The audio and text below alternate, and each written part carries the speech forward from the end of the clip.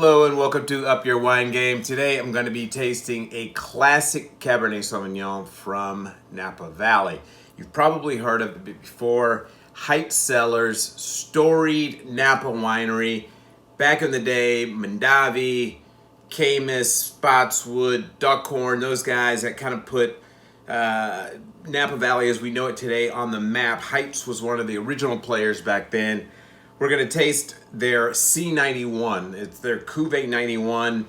I'm not sure exactly where 91, it's a lot number 91, but it's a collection of single vineyards that they choose from, and then they put them all together to craft an amazing bottle of wine. So, I tasted this wine, a couple weeks ago at work.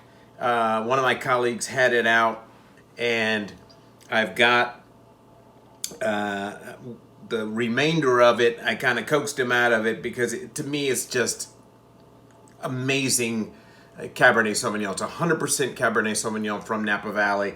You don't, even when you see Napa Valley cabs on the market, most of them are not 100% cab. Most of them have some Cab Franc, Petit Verdot, other varietals blended in small varietals, in small percentages, just kind of round it out. But this is a 100% Cabernet Sauvignon. Well, so that already in and of itself is kind of a rarity these days. But Heitz, these guys are old school. They do very traditional methods. In fact, not only are their wines traditionally crafted, but something very unique about Heitz for all of their wines, that they don't take their wines through secondary fermentation. They don't take them through malolactic fermentation.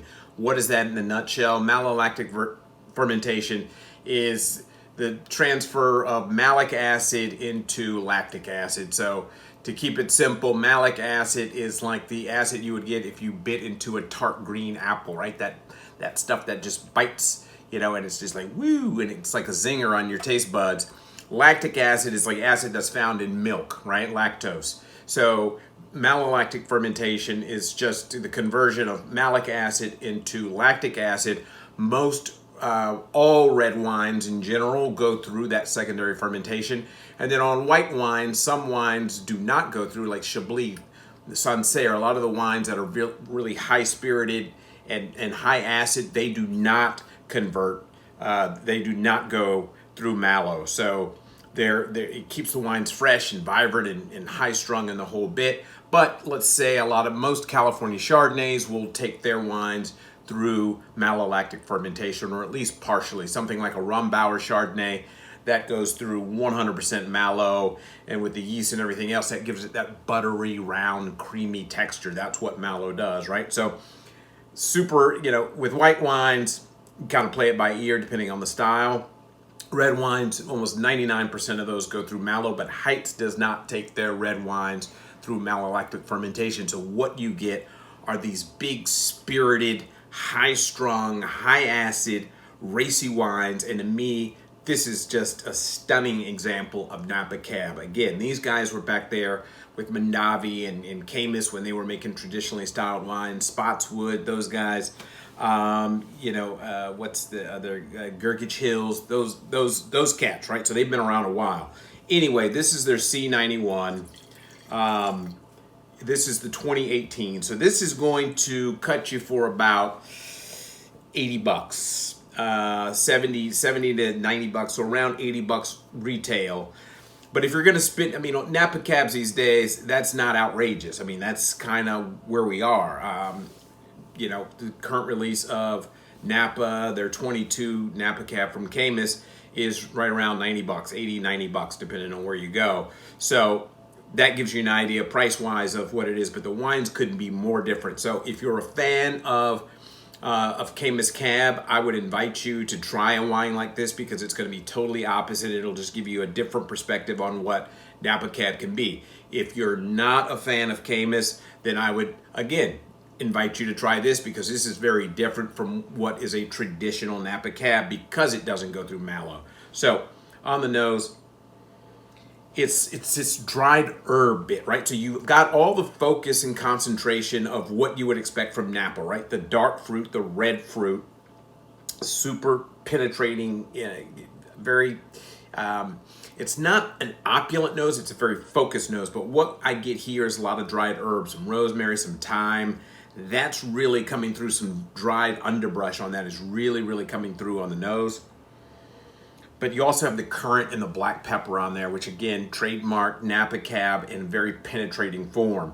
But what, the cool thing about this wine is because it's not mellow, you wouldn't be able to tell that necessarily on the nose because you've got black and red fruit on the nose, where you really start to see what a wine that does not go through mallow is going to be in the mouth, because that's it's going to just race your taste buds up on the side. This is where the acid hits you, right? So beautiful nose though.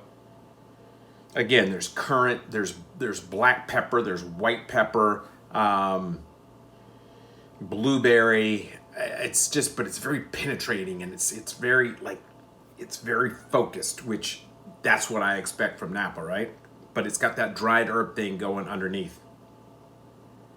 Oh, it's like menthol. There's some mint. There's a hint of eucalyptus on there as well.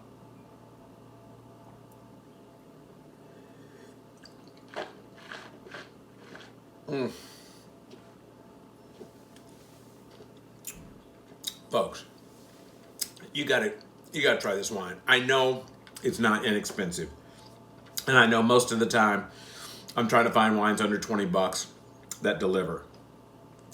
But this is a storied winery that is still making wines in the most traditional methods. Back in the 60s and 70s, these wines stylistically haven't changed, but this is a stunning bottle of Cabernet Sauvignon from Napa. I would encourage you, special occasion, whatever. I don't, $80 for a bottle of wine is not my everyday by any stretch. Maybe once a month, if I'm cooking up something, cool in the kitchen, or I'm going to a restaurant and I'll pay the corkage. But this is a stunning bottle of wine, and what's so cool about it is the fact that it's just so bright. Like the fruit, all of the red fruit in this wine, there's black fruit there, but all of the cranberry, the red raspberry is just vibrant, and it's not a light wine. This is a full-bodied, focused wine. But to get this kind of lift out of a 100% Cabernet Sauvignon, you just don't see it every day, and that has everything to do with the fact that these wines do not go through malolactic. Again, this is a combination of, there's Rutherford, there's Howell Mountain, there's all kind of single vineyards that go into this. And these guys have been around Napa long enough so that they, if they want particular fruit sites, they can get it. But this is just so unique. You just do not get cabs like this. And if you pony this up next to like a ribeye, it's got all the juicy acids here to deal with the fat on that bad boy. This is just a superlative bottle of wine, worth every penny. Just the nose alone. This is just, I taste a lot of wine, and I taste a lot of Napa Cab, but this is just unique. It's a stunning bottle of wine. Definitely one of my favorites. It should be out there at your better stores.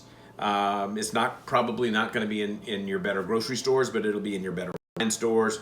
I don't know, buy it online. But if you're looking for something under $100 from Napa, there's a lot of crap out there. And there's a lot of crap out there at $150, quite honestly.